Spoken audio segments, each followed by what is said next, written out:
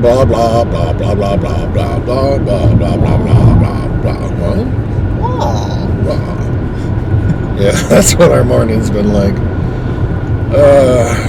Got out of the hotel at 7 o'clock. 7:15, I had to turn around and go back to the hotel because the guy took my credit card and took a $50 deposit, and he needed to put the $50 back on the credit card. It's like, well, why can't you just cancel the transaction? And that way it was null and void. But I needed to go back, give him back my card, and all this other stuff. Pain in the ass. So now we're running about a half an hour behind, but I'm still hoping to be home by 10. Stop it. The road's not happy. So yeah, I'm hoping to be home by 10. Wow. So yeah, let's see, that gives us, what, a 14-hour day? Yep. 14 hours today. No time change or anything like that like we had on our way yesterday. We are in Central Time Zone and we will stay there. Sunrise is pretty cool, but the land is still what it was yesterday. You know, little hilly, mostly open prairie. Giant tree. No big views or anything. All right, I got to drive. Bye. Oh, and I forgot to tell you guys too that my mileage for today, it was supposed to be like 880 miles or something like that. So yeah, just kind of go with the time frame of 14 hours.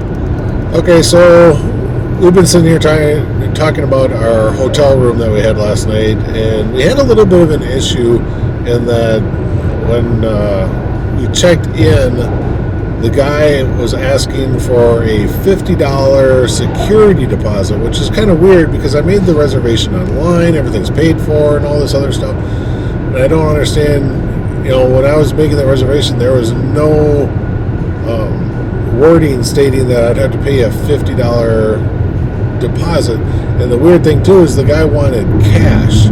Well, I'm sorry, I don't carry that with me. So I put it on my credit card. Well, then when we left the hotel this morning, he ended up calling me saying, you know, I need your credit card and your driver's license to refund you the deposit.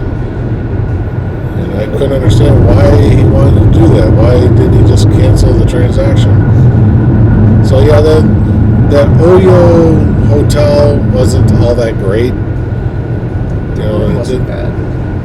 Yeah, the room itself wasn't bad. The beds were decent. The pillows were good. I like the pillows. Yeah, they were nice, like, firm. Yeah. But, yeah, the bathrooms were dated, but, I mean, everything worked. Everything was clean. The color of the room was kind of weird. It was kind of like a tealy green, wasn't it? Yeah, it was like a very outdated. Yeah. It kind of reminded me of just being in the 50s. Yeah, especially the bathroom. The bathroom tile was very dated. It was a subway tile and it was green. Yeah, green subway tile. Oh. And the floor tile was white. I was like, what the fuck is this shit? Oh. Granted, though, the room wasn't that bad. Yeah, the room itself wasn't horrible. But I canceled the reservation I had for our return trip. We were going to stay in that same hotel, and I just don't want to go back there. So I actually canceled that. We're going to go to a Days Inn on our trip back, which was just down the street. So Just hoping that one's a bit better. yeah, it should be. And I'm pretty sure it was that guy running it alone, because he was... Yeah, when we left, he was actually cleaning the rooms. When we pulled it back into the parking lot, he saw us and came to the front desk so he could give me my refund back on that deposit. And then he went back to cleaning rooms. Now, when we got there, I thought I saw his wife in the back room where they live, but I didn't see her outside of that room, so I could have been mistaken. Maybe there was no other person and I was just seeing something else, but I could have swore that his wife was there, and maybe she does other things for the hotel too, but I don't know if she actually existed or not. She was a ghost. All right, well, we have traveled about an hour and a half, but we still got 800 miles to go. Okay, so I took 54 all the way to the town of Pratt, and you guys remember on my way down, that's where I came across the thunderstorms, and I started weaving my way through those and got real lucky in those thunderstorms. But now I'm back on 61. I'll go up this way for a little while, and then I think I connect with 50, and then it's pretty much the same stuff again that I had when I came down. So, in case I didn't get a picture of something or anything like that, I'll try to take some pictures or video, but the scenery is still going to be pretty much the same that we had when we got, headed down south. So just going to be covering the same stuff again. So don't know how much video and how many pictures I'm going to take. All right, bye. All right, so we just had lunch in, what was it, Florence? Yep. Kansas? And we were at the, what was it, Town and Country Cafe or something like that. Yeah. Just off of US 50. And the food was, it was okay, decent, edible. Undercooked my egg. Undercooked egg? Yeah, but you also had a sunny side up egg, so you could get much longer, and then you had a hard fried egg. That's fair, but it was still...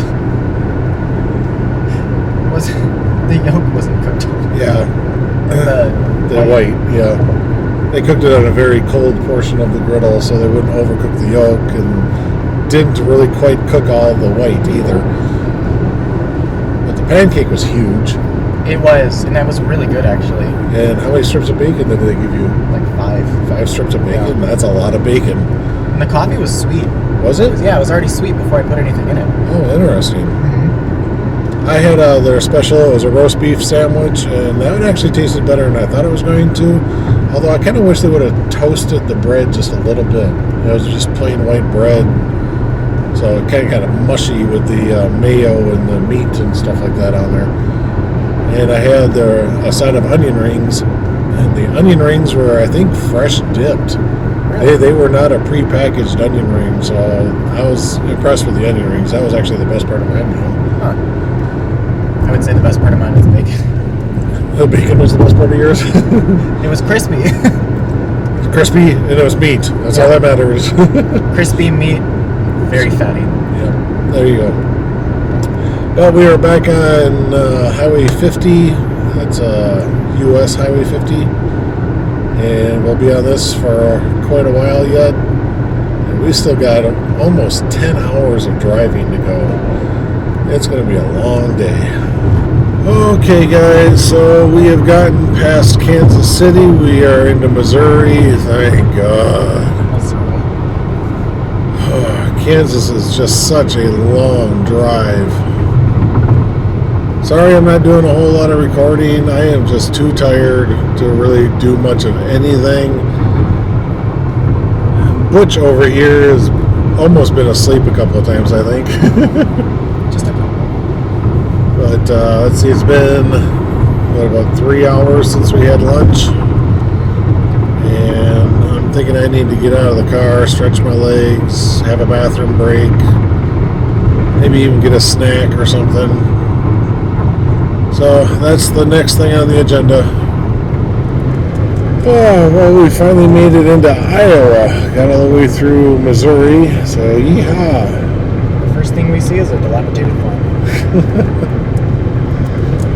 So we gotta get up to Des Moines, which is still a little more than an hour away, and then we'll get on I-80 and head towards Illinois. So we're still talking like 6 hours yet of drive time, and I am just beat. I'm tired. I'm going to go to bed when I get home, I swear. I don't know how much of recording I'm going to do on the second go, because I got to take him back home and then do my run into Texas. So that run of taking him home, I might not do any recording during that because it's basically the same exact route we took today, just with the detour at the end. and I'll stay in a different hotel that night. We actually have a different hotel. The stop on the way of taking you home, I've got a different hotel in Phoenix, and then the route changes on my way back home. I'm doing 3 days going through Dallas, Texas, and yeah, shouldn't be as bad as what we've had to do. I'm trying to make these runs in like 2 days. I guess I'm just an overachiever. So I think I'm going to end the video here, and hopefully I've got a decent something for you guys to watch. I just don't know. We'll find out. I'm just getting too tired. There's nothing that I'm finding interesting to video record. So yeah, I'll see you guys later. The next video I put up will probably be us at the Ren Fair. I don't think I'm going to attach it to this video. This is just going to be the video of us making the journey. So yeah, just something like that. Okay, so see you guys around. Bye. Okay, everybody, it's actually the next day, and Greg and I made it home safe, and I think we got here, gosh, I want to say it was like 20 to 11 at night, and so yeah, it was a long day of driving. It really was. Having him in the car, it seems like I was doing more stops, and I don't know why. Normally I could go 3-4 hours without a bathroom break, but for some reason that day it's like I had to go to the bathroom every couple of hours, and so did he. So it was just kind of weird that it just worked out that way.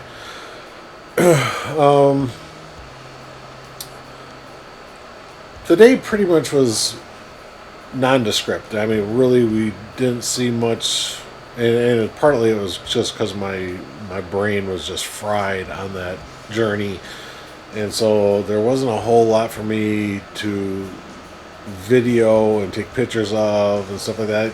Very little of the journey was actually something new. You know, once we got off of I-40 and we hooked up with 54, there was very little that we hadn't seen when I first came down. You know, 54 goes all the way into Pratt, and that's where I started getting hit with that thunderstorm, and I kind of weaved in between them all on that very first day. There wasn't many miles that was new, so there just wasn't a whole lot of video recording, and I was just too tired and too spent to really want to record anything.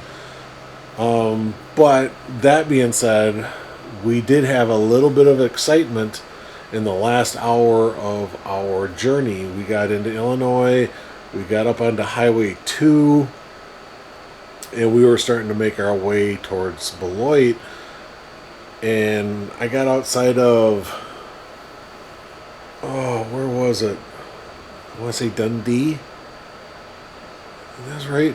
I'll put it in the video here if I'm wrong.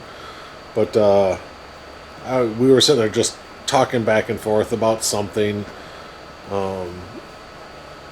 and I had a car coming towards me, and its headlights were kind of blinding me. It had those really super bright white LED style headlights, right? And so I was kind of blinded by it. And so while I'm talking with him, I'm just kind of looking down at the lines of the road because I know I was in a curve. So I was just using the lines to help me steer through it. Suddenly, boom, out of nowhere, a little baby deer jumps out and slams right into the front of my car. Yeah. And then Greg was like, he said he saw them both.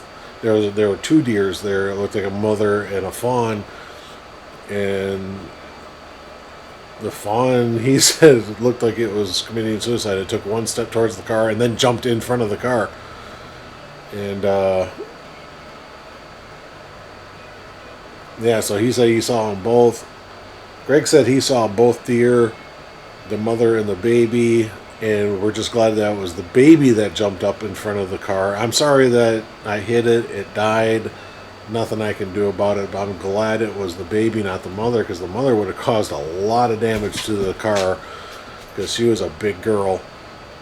But yeah, the only damage done to the car was the emblem on the grill of the car popped off, and the license plate holder bracket kind of got busted up a little bit. But other than that, no damage to the car. Nothing done with the radiator. The grill didn't crack open. All the fender pieces are fine. Nothing's bent. Nothing's cracked. Nothing. So I got real lucky in that the baby is the one that jumped in front of us and not the mom. So yeah, we're both feeling really bad about that, but there was just nothing we could do. I didn't see the deer at all. He saw it at the last minute, and all of a sudden, boom, it was done. And it was like, what the? I stopped the car, examined everything, nothing we can do. And so yeah, that was the end of our day. And that was the only thing we were talking about for the last hour of the ride home was, you know, what I had seen, what he had seen, how it all happened. And yeah, it was something. It really was. We got here though, and we got in. I thought Vic was already home from work, and she wasn't. And so we just kind of made ourselves at home, you know, brought in our stuff from the car, put it on the dining room table, you know, stuff like that, go to the bathroom and all that. And then Vic got home, and she got to see her, she calls him crackhead. And yeah, they stayed up late last night. I think I went to bed maybe 11:15. And they stayed up for another, I think, 2 hours. I think they said that they went to bed about 1:30 or something like that. But yeah, it was a long day. It really was. And a trip like that, I got to turn around and do it in just a couple of days. You know, he's only here to go to the Ren Fair with us. You know, this is something that he and Vic had been planning for months. And then all of a sudden he moved down to Arizona with his fiance. Crap, I'm really bad with names. I want to say Dario is his name. But yeah, you know, he ended up getting the time off, and being that I don't really work, it's like, look, I'll come down and get you. You know, I'll take the days and come down and get you and stuff like that. So he got the time off of work, and I kept my promise. I went down there and got him and brought him back. And then let's see, today's Thursday. Yeah, today's Thursday. And he'll be here today, Friday, Saturday, Sunday. We leave Monday to go back and get him back home. And then once he's home, we should be down there Tuesday night, and I'll get him home. I'll stay the night in Phoenix, and then I actually start driving over to Dallas, Texas to pick up a truck door for my friend Berto. There's something he found online, and he goes, hey, since you're down there, can you swing over and pick it up? It's like, yeah, I can do that.